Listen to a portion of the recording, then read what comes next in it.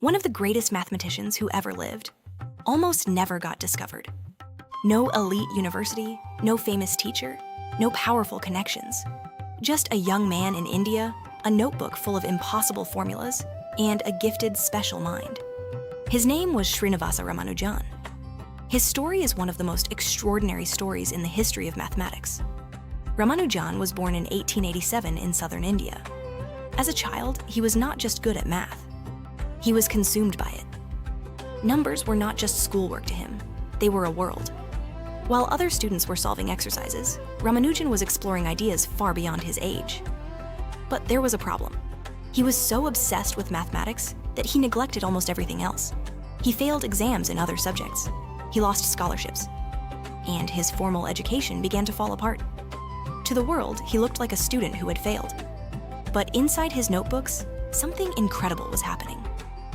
As a teenager, Ramanujan found a mathematics book that changed his life.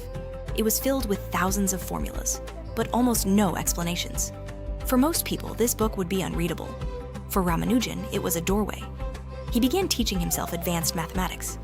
He filled page after page with strange identities, infinite series, continued fractions, and patterns inside numbers.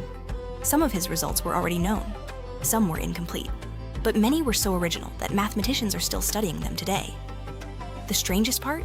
Ramanujan often did not approach mathematics in the normal way. He did not always build step by step from proof to conclusion. Sometimes it seemed like the answer came first. The proof came later. But genius alone was not enough. Ramanujan was living in India, far from the great mathematical centers of Europe.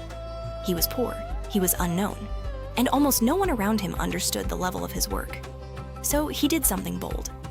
In 1913, he wrote a letter to one of the most respected mathematicians in England, G.H. Hardy. At first, Hardy was skeptical.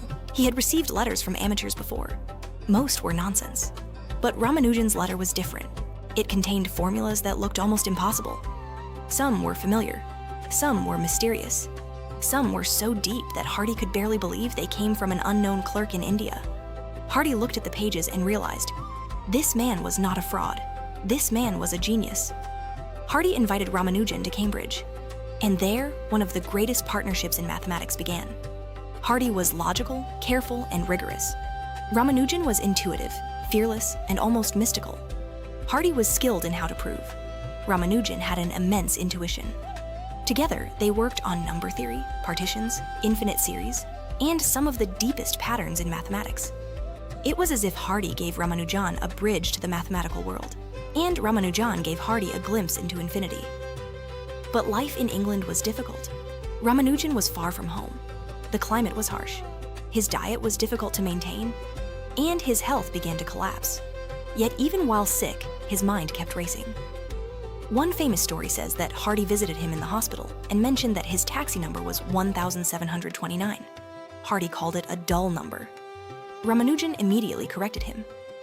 1729, he said, is very interesting. It is the smallest number that can be written as the sum of two cubes in two different ways. Even from a hospital bed, Ramanujan saw beauty where others saw nothing.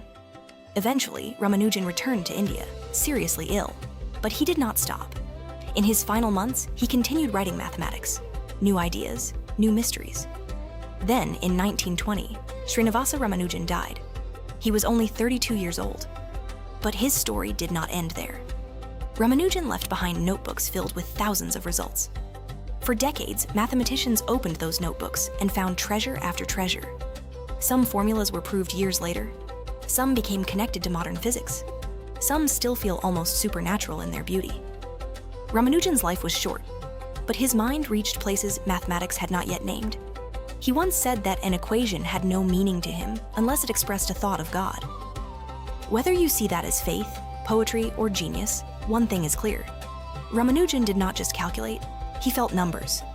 From a life filled with struggle, he wrote down pieces of infinity.